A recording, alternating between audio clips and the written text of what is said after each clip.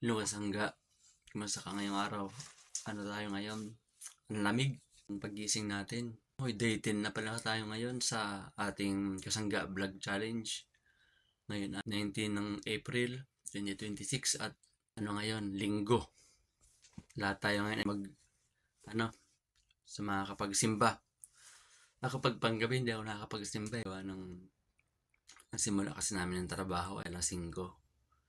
Sa hapon kasi kami nagsisimba, gawa ng kami sa choir, nag-join kami sa choir. Kaya pag ganitong panggabi ako, hindi nahihirapan ako simba. Anyway, pwede naman ako sa umaga, kaya lang parang pag mag-isa kasi ako magsisimba, parang naman.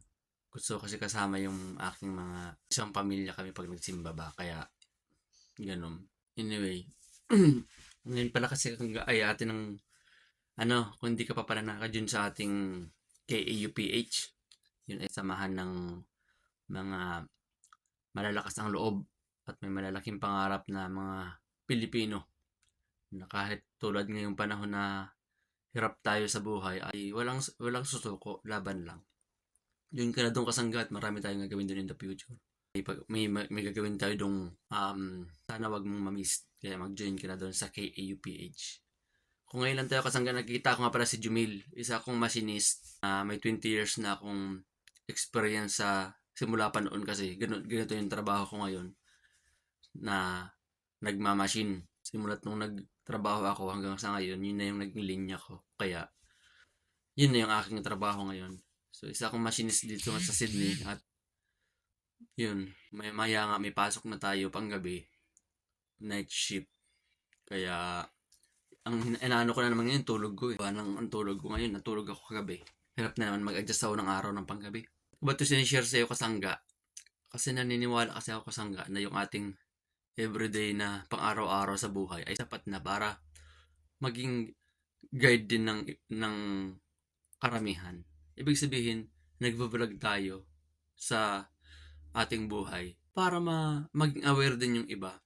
Kasi ang hirap ipaliwanag yung sitwasyon mo na akala ng iba ganito yung sitwasyon mo, akala ng iba ganito yung sitwasyon mo, pero through vlogging naniniwala ako kasangga na ito yung daily life sa ibang bansa. Bahala ka na kung paano mo ma-analyze yung buhay sa ibang bansa na hindi araw-araw ay aluan.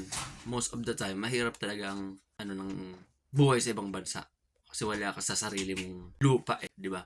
Nakikinirahan ka lang din dito. Anyway, ngayon ay day 10 nga ng ating vlog at malamig na ngayon kasangga. Ang ating ngayon ay malamig na, kaya nakadoble akong damit. So, expected natin ng palamig pa ng palamig bago winter na kasi. Kaya yun, nagluluto tayo ngayon ng aros kaldo siguro dahil malamig na. Tulog pa mga bata. Masakit ang aming katawan. Ang aking asawa gawa ng kagabi nga lawn mowing kami. Masakit sa katawan. Stretching muna tayo. Yung nag-hedging din kasi ako kahapon kaya nasira kasi yung isa kong pang-hedge. Ayusin ko nga maya-maya siguro. Ayaw umandar. Kaya ganun. Titingin-tingin niya ulit ako ng bago na sa nasa online. Medyo ipon tayo ng kunti na from the business natin ng nakaipon tayo ng maliit na amount. So, titingin ako ng another equipment kung napasok sa budget na hindi naman ang ating So, titingin tayo. Baka makakita tayo ng kahit mga second hand siguro. Basta branded. Pinaka-the best yung steel Pagdating sa kanya, steel. Ang the best yun. At magagaan pati yun. Yung ginagamit ko ngayon, mabigat. Masakit din sa katawan. Tingin ako pag may time, baka makakita tayo sa online ng mga second hand na mga na rin. Na pwede pa. Yun ang kasangga. Tara, luto tayong aros kaldo. Lamig. Stretching muna. Ito ako ngayon sa labas kasangga. Lakad-lakad muna tayo. At mag-stretching. Ang sarap ng araw. Lamig sa loob ng bahay, pero dito sa labas, medyo okay na. Kasi anong oras na rin, 10:30 na rin ng umaga. Tanghali na kami nagising. Gawa ng oras na rin kami natulog kagabi. Di ko alam kung makatulog pa ako ngayon kasi panggabi ako Lakad-lakad tayo kasangga. Dito yung minuwing namin kagabi sa kapitbahay. Kahapon sa kapitbahay. Tingnan natin ngayon. Yun yung ating minuwing kahapon sa kapitbahay. doon sa kabilang bakod. Kaya ayun.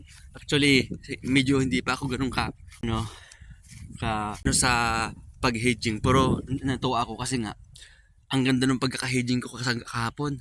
Pati ako na-amaze din ako eh. Ito yung aming bahay. Ito yung aming tapos dito naman sa kapitbahay yung aming nilon mowing kahapon. Ako nag-hedge yung kasangga oh. Yung hedge na yun oh. Na-amaze din ako kasi na pantay yung pagkaka-hedge ko kahapon, kaya na-amaze din ako. Pinagtulungan namin magpapamilya yung bakod, ano na yan, yard na yan. Yung harap sa kalikod, pinagtulungan namin yan.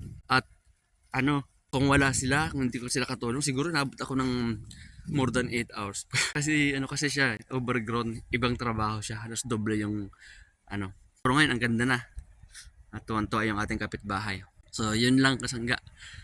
Pati ako na-miss na ako sa pag-hedging ko kasi paunti-unti na-improve na natin yung pag-hedge natin. Kaya yung pala napasok yung sasakyan doon sa loob. Yun lang kasangga. Pati ako na-amaze talaga sa aking ginawa eh. Kasi alam nyo ba kasangga, ang hirap kasi mag-hedging. Para sa hindi nakakaalam, yung pag-hedging kasi kasangga. Yan? It takes a lot of skills sa pagpantay na lang nun eh. Pinantay mong ganun eh. Hirap na magpantay ng ganun. Kaya pati ako na-amaze ako pagka every time may trabaho na nagagawa ko siya ng tama, na fulfilling sa akin yun. Gawa ng wala eh. Kahit wala naman kasing talaga, para kasing nagugupit. Para sa akin yung pag-hedging, para ka nagugupit. Na pag natabingin mo yan, parang sa buhok, pangit, di ba? Pag medyo may nauka ka, para ka nagugupit na ang gamit mo, gunting o razor, di ba? Kaya, ganun. Tulad nito, yung hinedge ko nakaraan, bilog. Ayun nabilog ko siya. Fulfilling siya para sa akin. Ganyan. Kaya kasi, hirap din yan. Yung ngayon naman, yung kahapon yung hinedge ko dun sa kapitbahay, na pantay. Ang ganda. Pati ako medyo nagumaganda na pala yung pag-hedge ko kahit papaano. Pero mahirap yun. Nahirapan ako kahapon nun. Anyway, kasangga yun lang. Tara, pasok tayo sa loob. Nag-stretching lang ako. Gawa ng ang init. Pasok tayo sa loob. Magluluto tayo ng aras kaldo. Tara. Kasangga, magluto na tayo kasangga ng aras kaldo. Yung nabili si Kati ng ganitong malagkit. Saan mo ito nabili ham? Session Store ham? Malagkit? Sa Pinoy Stop. Niluto si Kati ng pancake. Yung mga kasangga habang naghintay tayo ng aras kaldo. Nabili mo ito sa Pinoy Stop. Dito sa malapit sa amin sa Ingleburn Filipino Store. Dito. Saan galing to? Island? No. New Eastland Ltd, Australia. Dito pala nilipak. Galing siya ng Thailand. Grabe no. Sticker rice galing Thailand no. Kung makakapag-export din ang Pilipinas ng sticker rice no, dahil puro agriculture country tayo, di ba? Filipino store, tapos ang product ganito sana galing ng Pinas dapat to, di ba? Pero galing Thailand mostly yung mga bigas no. Makakapag-export din tayo, di ba? Parang sarap sa basahin na Pilipinas to na sticker rice galing Pilipinas, di ba? Why not, di ba? Agricultural country tayo pero walang ganito, di ba? Tayo pa nga nag-i-import, di ba? Mas maganda kung tayo ang nag-i-export para yung pera pumapasok sa ating bansa kasangga, di ba? Nakakaano lang na kaya naman natin to, pero bakit hindi tayo makapag-export ng bigas, no? From Philippines. Ano ba yung parang kailangan sa simpleng bigas lang hindi ma-export, di ba? Yung kasangga parang nakakaano lang kung bilang kasi kasangga, bilang sa ekonomiya kasi kasangga, pag pumapasok yung pera sa ating bansa, mas maginhawa ang ating bansa kasangga. Pero pag tayo mismo ang nag-i-import kasangga ng produkto galing ibang bansa, tayo ang naglalabas ng pera mga kasangga. Kaya yung ating bansa, mahirap. Pero kung tayo ang nag-i-export sana katulad nitong bigas sa ibang bansa, sa atin pumapasok yung pera, kaya magiging okay yung ating ekonomiya kasangga. Simpleng ganun lang kasangga explanation, pero ang laking impact ng kasangga. Imbes na tayo mag-import, tayo ang magsisimula na nga tayo kasangga ng ating aros kaldo, ang ating ingredients, bawang, sibuyas, at luya. Yan. Yung manok na ating nilalahok ay nidefrost pa natin dahil galing frozen siya. Hatiin natin mamaya pag na. Habang pinapakulo natin tong malagkit. Yan. Pang aros kaldo. Nagaano naman si Kati ng pancake para sa mga bata. Meron na nga tayong mga kasanggang itlog na nilalaga para panghalo natin sa arroz caldo. Itlog, tapos yung manok natin ay ready na igisa. Ready na natin igisa yan. So, igisa na natin. Ilagay na nga natin mga kasangga yung luya. Luya muna inuna natin para medyo mag-toast siya. Medyo ma-fried siya.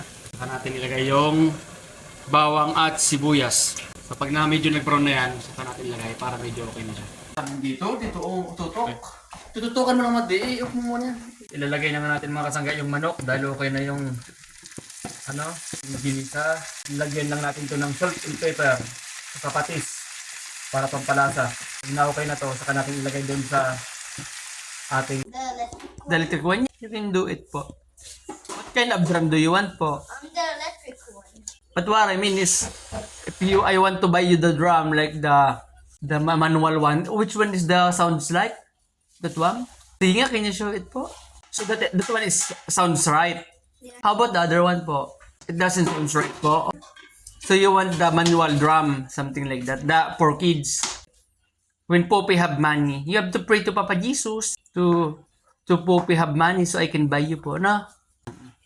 Magamitin mo na yung kay Kuya Ape mo doon na drum, yung electric. Oh, tidy up that one. Ba't di mo yan? Itabi mo muna yan. Mga kasangga, lalagay na natin yung manok dahil tapos na tayong igisa ito.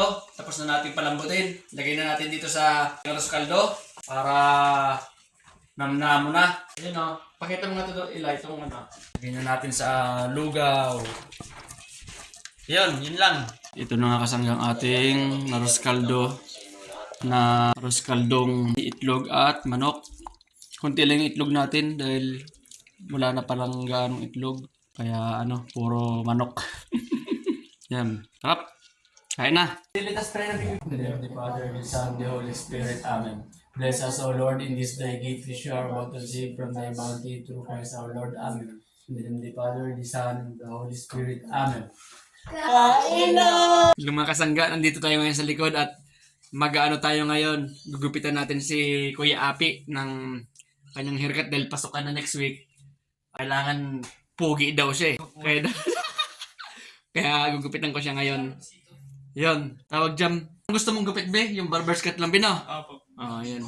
Kasi mag-ano na si Kuya Api. Pasukan na next. Itong week na. Kasi balik eskwela na naman. Tara kasangga, muna tayo? Haircut muna. Hello mga kasangga, natapos na nga natin ang paggupit kay Matt B. At ito na nga ang kanyang final result sa kanyang barber's cut. Tingin ka dito be. At ikutan ko, dali. Wait lang man. Diba, yun yung kanyang gupit, na pang pugi daw yun sa school eh. Ayan ang mga kasangga, yung kanyang gupit kasangga, Diba? Ayan. Kahit wala tayong talent sa paggupit, pero kayang-kaya din natin eh. Kayang-kaya din natin eh. Ayan yung kanyang Para siyang barber's cut lang talaga. Maiksi kasi mabilis maglagaw ang buhok ng matbi eh. Ayan, diba? Tapos dito sa... Hello mga kasangga. Nandito tayo ngayon at nag-set up ngayon si Connell ng kanyang drum at magda-drum daw siya ng what do you want to baby po, drum baby po, give thanks? I want it that way. I want it that way. I want it something like that po. But it cannot.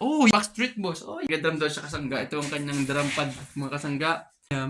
Hindi kasi natin marinig lang eh. Pero maganda yun sa headset eh. Pati sa speaker sana kailan tinatamad ako mag-set up. Kaya naka-headset na lang siya. Magandang niyan eh, ang tunog niyan eh. Ito yung ginagamit namin dating drum pad pag nagtutugtog sa simbahan nung nasa Perth kami.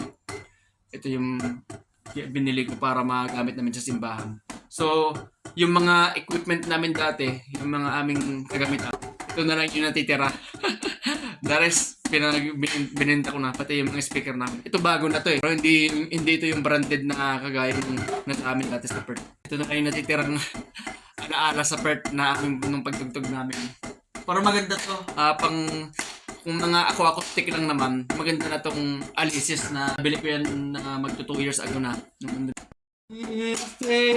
Tell me why I never wanna hear you say, but I want it that way.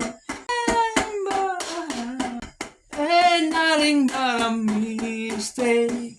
Tell me why I never wanna hear you say, I want it that way. Oh, because kasi bawal yun sa mga kasangga po. Bawal ng mga kasangga. Bye, mga Kasangga. Drum si Connie.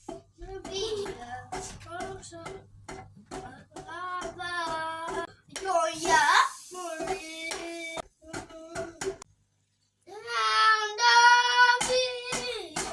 Doon nga siya mga kasangga. Dinadram niya kasangga yung Smooth Criminal by Michael Jackson. Grabe oh. Grabe ang talagang rolling niya. Mga kasangga oh, talagang grabe ang rolling niya kasangga oh. Dahil paborito niyang tugtog yan, sayawin, Smooth Criminal. Grabe. Oh, grabe. Hindi marinig dahil naka-headset siya eh. Use your, baby po? Use your bass. Your bass, your foot pedal. Use that one. Grabe oh. Ay, grabe. Siya lang nakakarinig. Alam niyo mga kasangga, ang sarap kasi niyan pakinggan mga kasangga pag nasa headset kayo. Parang nasa total, talaga kayo niyan, parang nasa live band talaga kayo niyan. Kasi pinaparekta yung sound niyan sa headset niyo. Kaya ang gandang pakinggan niyan habang nagdadrum kayo. Saka yung ating headset ay medyo maganda rin klase. Yamaha yun eh. Kaya yung talagang bass niya, nakadesign talaga yun na pang drum pad na headset. Kaya pati yung bass niyan, nung narinig mo talaga yung buong instrumento niyan. Kaya feel na feel mo talaga pagka nagda-drum ka niyan. Pag ganyan naka-headset ka lang. Kaya si Conel, grabe oh. Yung mga kasangga, mag-ayos tayo ngayon mga kasangga ng ating yung wafer sniper natin at saka yung pang hedge natin kahapon nasira. Ayaw gumana ito. Ito kasi yung pang wafer sniper ko din. Tapos inaano ko rin yan ng pang hedge na rin yan. May connection siya dito. Ayaw niya nang umandar kagabi. So checkin natin ngayon kung anong problema. Kasi nakaraan inaayos ko na yan eh, yung nilinisan ko ng spark plug. So ang hinala ko sa kanya, baka mamaya yung spark plug niya talagang palyado na. Baka kailangan ng palitan. So testingin muna natin.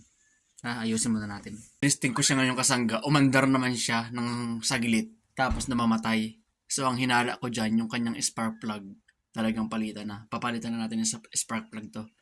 Para malaman natin kung talagang okay pa. Yun lang talagang palitan. Tara, palitan natin. Ito nga mga kasangga ang ating... Dati nung binili ko kasi ito kasangga, itong wafer sniper na to, may kasama na siyang isang spare na spark plug. Yan o, spark plug to. So, bala kong palitan na yan dahil ilang na rin yan, ilang buwan na rin yan na tumatakbo na nakarami na yan. Kaya ipalit na natin to and let's see kung yan lang yung dahilan. So una, muna natin to. Tanggalin muna natin to. Nandito ang spark plug nyo. Tanggalin mo yung rubber na yan. So ganyan mag-a-appear niyan, ganyan. So tanggalin mo lang yan, yung spring na yan. Pag natanggal mo na yung spring na yan, kasi yung spring yung parang nag-hold sa kanya sa rubber para wag maggalaw-galaw eh. Kasi spark plug yan, dapat steady ang spark niyan eh. Kaya may siya. So tanggalin mo yan. Gamitan natin ng itong spark plug wrench, no? Yan o. So ito yan. Tapos rotate mo lang ng counterclockwise lang ikot, no? Tanggalin mo counterclockwise. Tanggal na yan. Pag natanggal mo na gamit yon, gamitan mo na ng mahaba. Gamitin mo na siya ng mahaba para madaling tanggalin. Kamayin mo na. At ito, kung ang spark plug kasi kasangga palyado na, lagi na yan may carbon, tapos yun dahil lang kaya hindi nag-i-start. Ayan o. Pag may carbon na lagi yung yung spark plug na. Ayan o. Kalilinis ko lang nito kahapon eh. Kaya ganun. Tingnan natin, palitan natin ng bago. Ilagay natin tong bago na to. Ayan o. Ang tips bago nyo ilagay, lihahan nyo man lang sa pagitan na yan para yung spark na ayos na.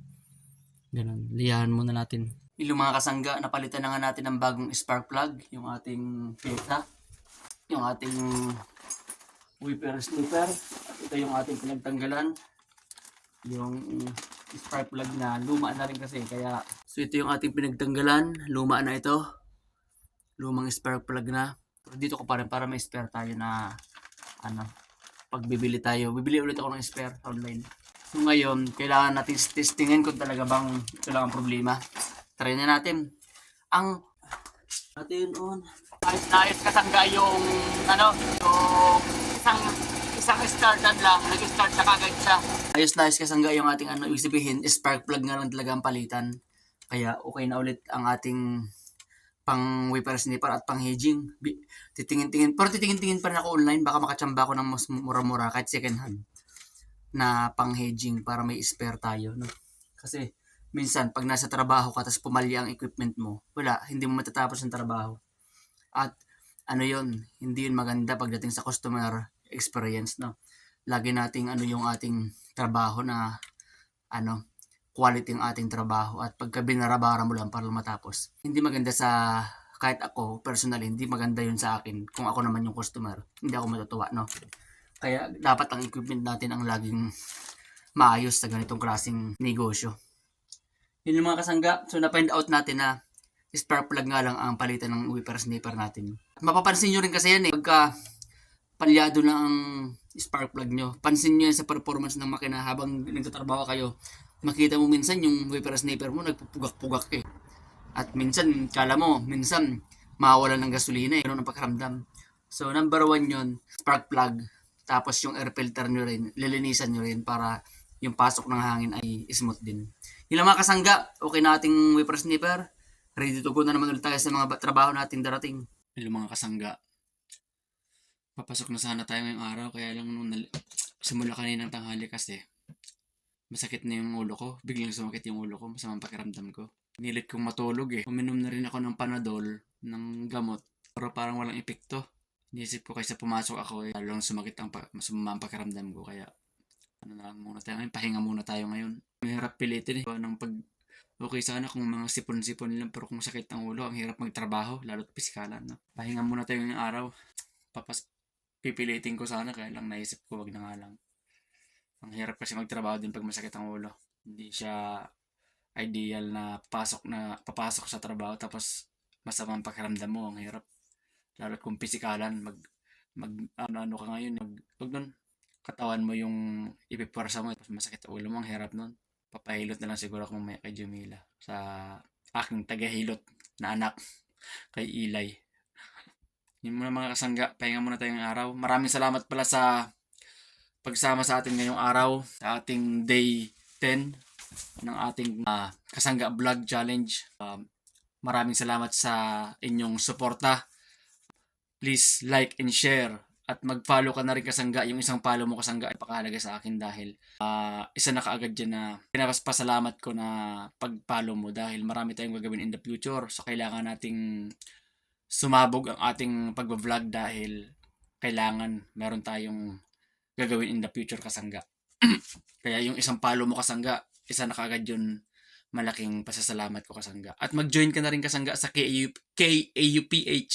Yun ay samahan ng mga Pilipinong malalakas ang loob at may malalaking pangarap na kahit tayo ay hirap na hirap ngayon sa buhay ay walang sukuan, laban lang tayo mga kasangga. Yun lang mga kasangga, maraming salamat at yun lang, pahinga muna tayo. Ako si Jumil, ang iyong kasangga, si Kasanggang Jumil, at nag-iwan ng isang kataga na kasangga, basta may malaking pangarap ka, kasangga na kita. Yun lang, maraming salamat, hanggang sa muli, bye-bye.